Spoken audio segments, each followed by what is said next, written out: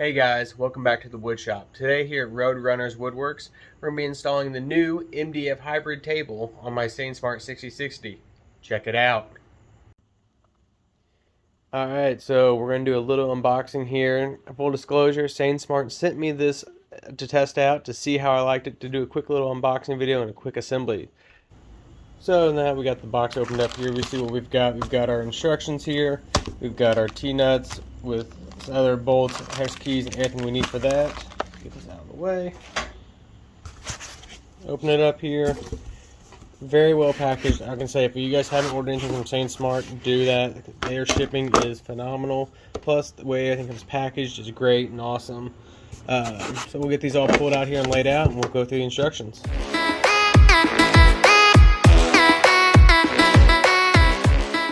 Alright, so as you can see here, I've got the Spoilboard just kind of sitting out here on a couple sawhorses, just kind of working as a temporary workbench. I've got a very dirty shop, so it's kind of hard to keep moving stuff around, but hey, we live and learn in small woodworking shops. So as you can see here, I've got the instructions. Very simple, easy to follow, just a couple of text here, easy pictures. All we have to do is pretty much take out the screws that are on my aluminum Spoilboard behind us, and we're going and putting in the T-nuts with the bolts, fastening back in the holes. So we get you turned around here. This is my current setup here. It's just the aluminum Spoilboard system that came with the CNC, with the baffles and so forth. Works really great for holding things down, especially when you're doing profile cuts or pocketing or different things like that. The issue that I have had with this board system is doing the cutouts, which is why I'm going with the hybrid system. Because as you can see, for the cutouts, I do a lot of my sacrificial stuff on this, which is just a piece of 1/4-inch plywood with blue tape on it that I fasten my parts down to, so I don't have things like this. This happened a couple months ago when I was cutting out a table saw insert for a buddy of mine. We're doing some 3D relief cuts. Didn't really pay attention to it. All of a sudden I heard a really loud screeching sound, and well, you see what happens. So we'll get to the tripod set up over here, and we'll do a quick little time lapse of how to change it over, because all you have to do is just switch out these little nuts here and put the new ones on there.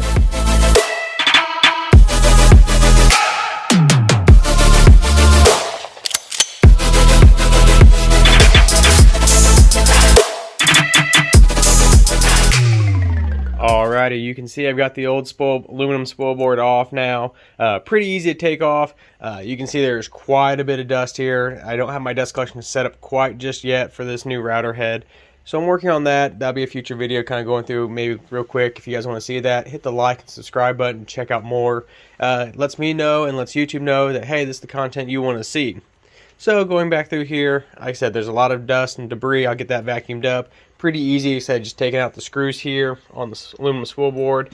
Take those out.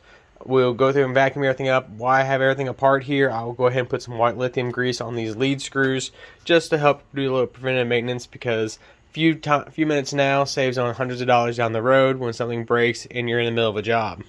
Quick in the grain look here of the hybrid MDF aluminum Spoilboard system from Sainsmart.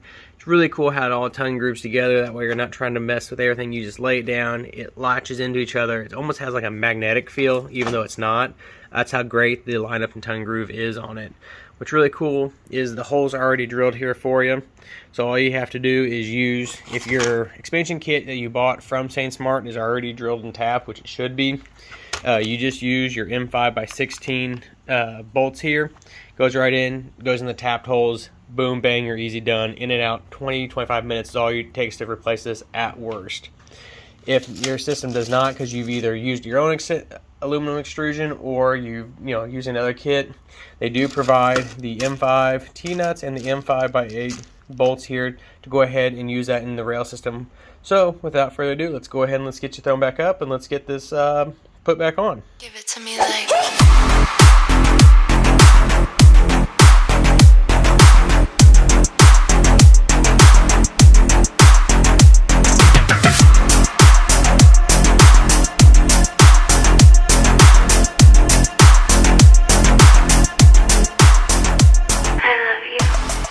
Alrighty guys, well, ran into a small hiccup here while getting things put together. I don't know if you can see here with the light, but the tapped holes that are already in the aluminum frame do not line up with my spool board that I have. Don't know if I just got an early revision of it or if that's exactly what's going to happen, but Sainsmart thought of it, and that's why they give you the T-nuts and the bolts here to go ahead and put those into the extrusion track, which is what I'm doing, which is super easy. For those of you that don't know, if you just drop your bolt through the board there and you put your T-nut on, get a couple threads started, and then you just drop it in the channel, and then as you're tightening and spinning up your Allen key here, getting it tightened up, that nut will sit there and tighten. You see here, it'll sit there and it'll spin, spin, spin as it tightens, and then eventually it will lock in perpendicular because it'll catch the flange of the channel and suck it down and hold it down tight. The nice thing about the tongue and groove, like I said, it kind of holds everything square, plus having 2 holes on each end lets you go in and gets everything, make sure it's square. I'll go ahead and double check it though before I get everything finalized, but other than that, we'll get back into installing.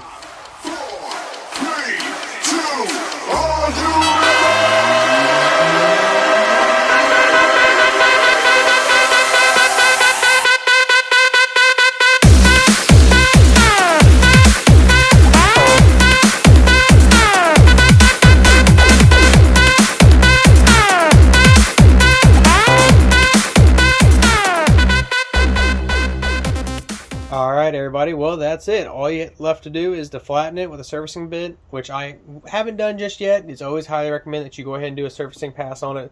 That way you know that your work surface is parallel with your spindle. It makes it for a lot more accurate and repeatable cuts on your CNC when it comes to V-carving, pocketing, and whatnot. The only thing I have left to install, which I'll probably do here after a while, is throw my little locating square back on there.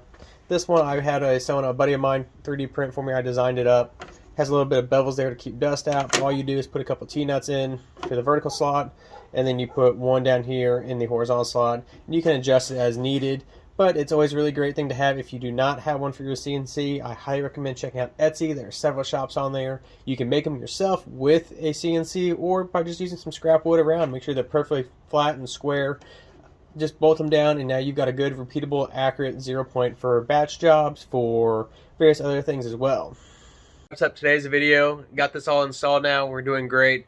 Hope to get it up and running back on the shop here very soon. We got a couple projects coming up, so stay tuned for that. So like any other good YouTuber, like, comment, and subscribe to stay tuned for more. Till next time, stay safe out there in the wood shop, and we'll see you next time.